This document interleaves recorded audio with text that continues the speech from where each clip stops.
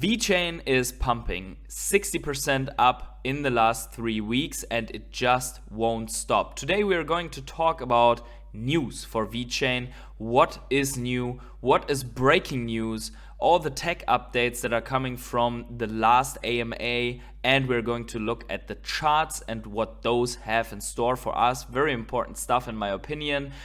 Are we looking at a pullback, or is Vechain just going to fly off? All of that right after the intro.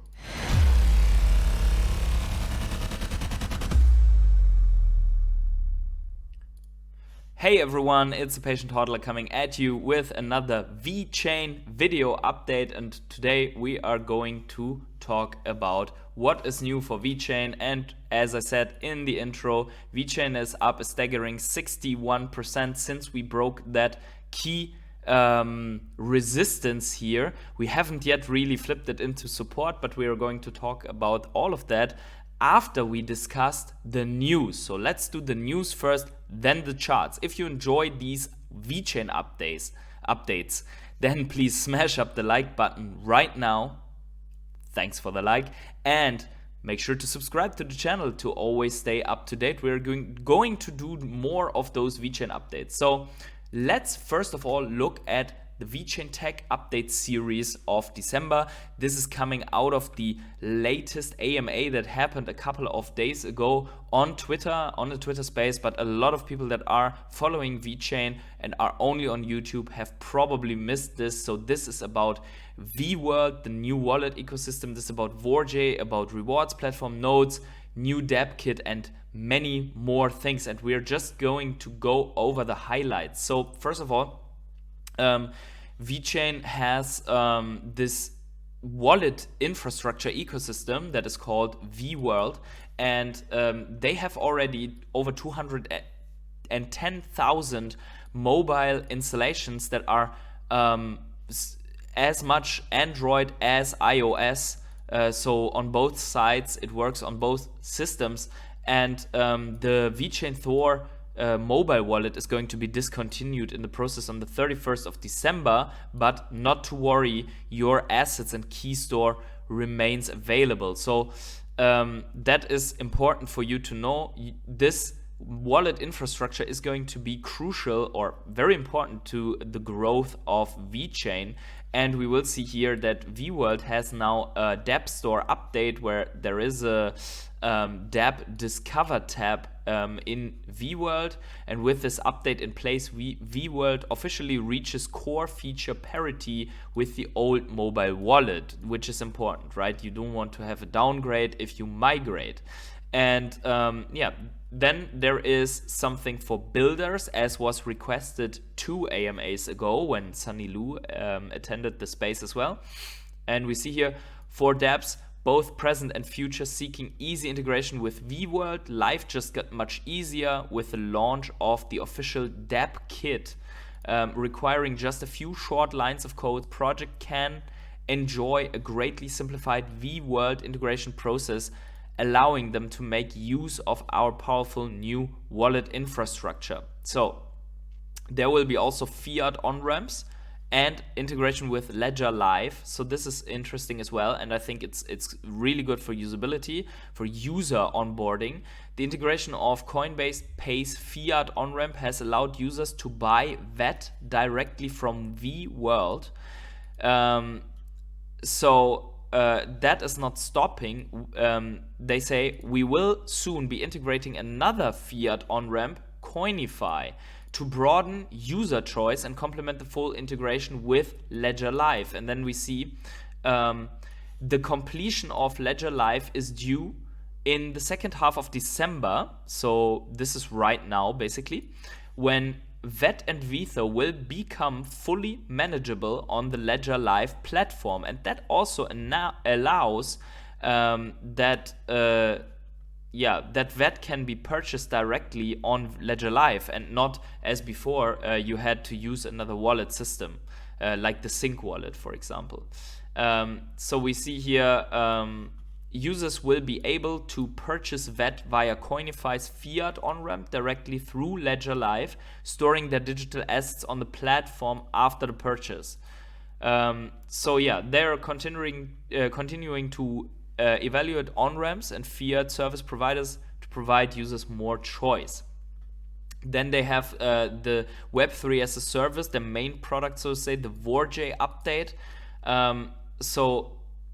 Yeah, they have been pushing exciting updates here, as we see. And one of the most important ones, we come to that in a second, is they added support for ERC 5660. Now you could say, oh, boring, right? But we will see in a second what it means. Which offers redeemable functionality for ERC 721 smart contracts. And let me jump to you can read this all on your own, what that means. So there's marketplace as a service, which is very interesting. But the most important one is this here, token-bound accounts, ERC 6551. Token-bound accounts allow ERC 721 and ERC 115 tokens to have their own smart contract accounts. Yes, your NFTs can have a wallet of its own. So that is crazy, right? So if you imagine that your NFT can have a wallet, and that all the items or the tokens that are in that wallet can move with that NFT. So that is important for gaming, obviously, because then your NFT avatar, for example, can have a lot of items and other NFTs in its wallet. It becomes, so to say, a wallet inception. But also for other use cases, like there could be security-oriented use cases. There could be something like ticketing, where the ticket has its own wallet and so on. So there are a lot of use cases that are imaginable, and even some that we cannot imagine yet, with this supported ERC standard. So very important in my opinion. Then Vechain software development kit has been touched on. I'm going to fly over these because Vechain has been building like crazy in the past, and now they're going to release a lot of news, right? So the new Vechain dApp kit is here, right? So simplified wallet management, enhanced UI components, React integration, language framework support, and so on. A lot of things. They have also brought more for the node infrastructure. So there is a health checker, metrics dashboard, full node deployment infrastructure, and rewards platform update. And one thing we can see here is that is already happening for the nodes is great seeing hard work paying off. We just saw the first X nodes being auctioned on Vechain's new official node marketplace off to new homes for Christmas. So we see here the nodes that are being auctioned off for 29,000 to 250,000 or even almost 400,000 VET, different types of nodes. And that is how people basically can participate in the network and gain shares of the VTHO that is getting partially destroyed and partially allocated to these node holders. So good to see that also on the node side there seems to be more incentive to hold those nodes. And now let's get to the really juicy stuff. So we see here that Vechain has approved or has been granted approval for a new patent for a transaction processing method. So we see here United States patent for transaction processing for the Vechain Foundation, and we see a lot of things here, what it is all about. So we see here where who are the inventors and the assignees and so on. So there is this new patent for transaction, and that also means that the base use case of supply chain visibility and the transaction methods, the whole thing of fidgetals becoming real on Vechain, so that every item gets a digital twin. So that is all represented here. I think it is a big step forward. And then we also see here again the application. So just for you, if you want to verify, you can follow here Colin Brown. He has put up a lot of screenshots about the patent. And then there is another trademark filing, not a patent but a trademark, and that is the Vetter trademark registration is intended to cover the categories of financial services, namely electronics, transfer of digital currency via electronic communications network, and electronic devices. So financial services, namely proving digital currency in the nature of a digital coin or cryptocurrency for use by members of an online community via a global computer network. So this trademark filing could have to do with the V-World wallet infrastructure, so that financial services can be provided through that. It could also have a number of other use cases as a basis, and overall it's probably very important to onboard high profile companies, as Vechain is still very much B2B oriented. So let's look at the news speculation here for that. We see here, with the multiple cutting edge financial services approving this trademark could make Vechain's ecosystem ISO 20022 compliant, positioning that to dominate, obviously here's a lot of shilling going on, right, to dominate the $1 trillion, a lot of buzzwords, right, payments industry. Considering the multiple financial offerings, such a move would make collaborating with central banks a possibility. Obviously, for transferring CBDCs, that would be a possibility because they would only go through an ISO 222 compliant provider, and only one that has the necessary filings to deal with financial transactions, to not make the whole thing an illegal transfer, right? So yeah, that would be a possibility, but you can also imagine other use cases like with the V-World integration. Overall, I think these are great use cases, and now let's look at the charts. With that in mind, that Vechain has brought out more news, we also see here in the charts that we have broken a crucial level. So a level where we have outlined in the previous video a lot of confluence. If we would break it, that we would pump, and we have also met a crucial target. So what we see here is that this has been previous resistance before breaking into a bull market, right?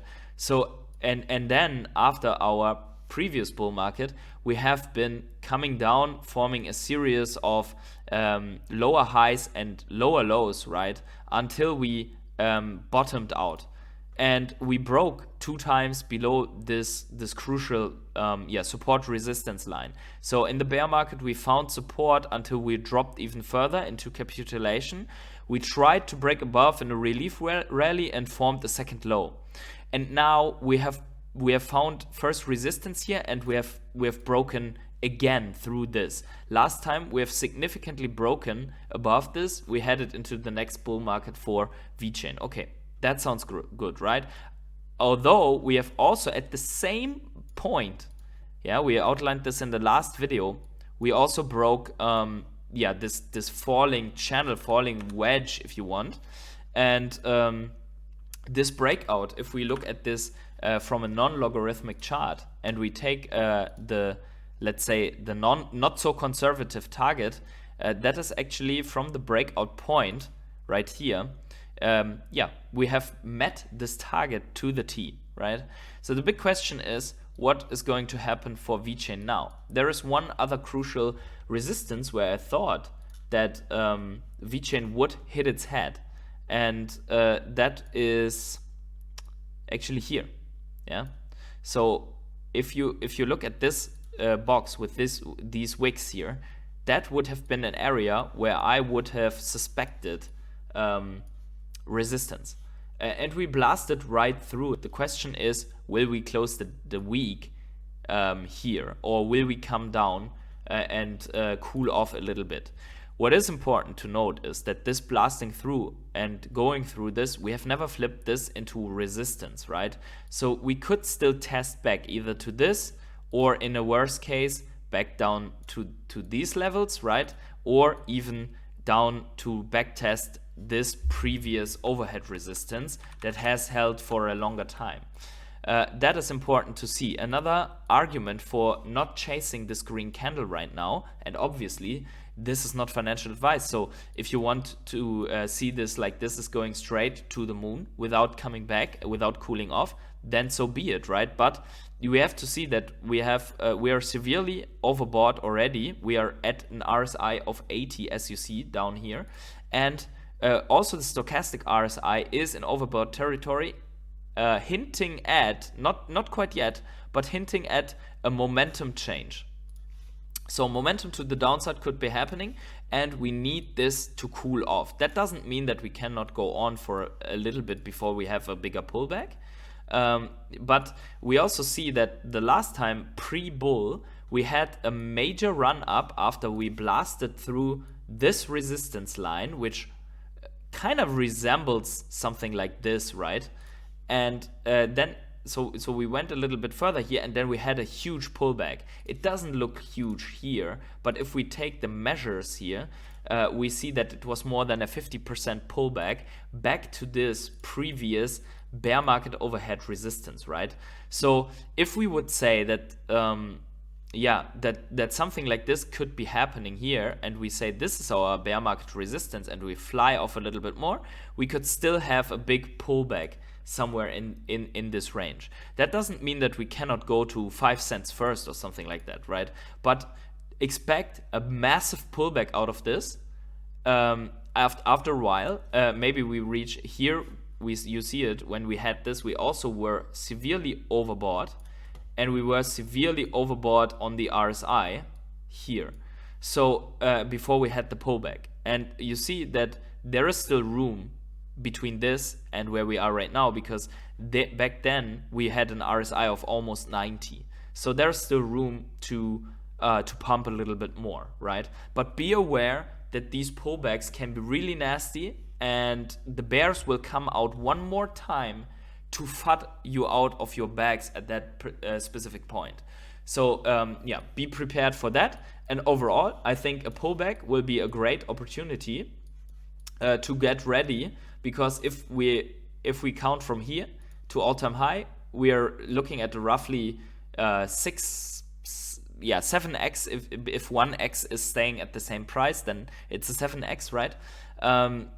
If we have a pullback, though, for example, to this resistance line or somewhere here, then we are looking directly in an entry or to more than an 8 and 9x, right? So a pullback can be a good buying opportunity, and only going back to all-time high. We're not even discussing what could happen if we come close to the all-time high or even rush beyond it, because Vechain is one of the coins that has not been fully diluted. But with that said, I'm already at the end of this video, so make sure to smash up the like button, subscribe to the channel, tick the little bell to never miss out on another Vechain video, and wherever you are on the world, have yourself a great morning, evening, day, night, or afternoon, and I see you in the next video.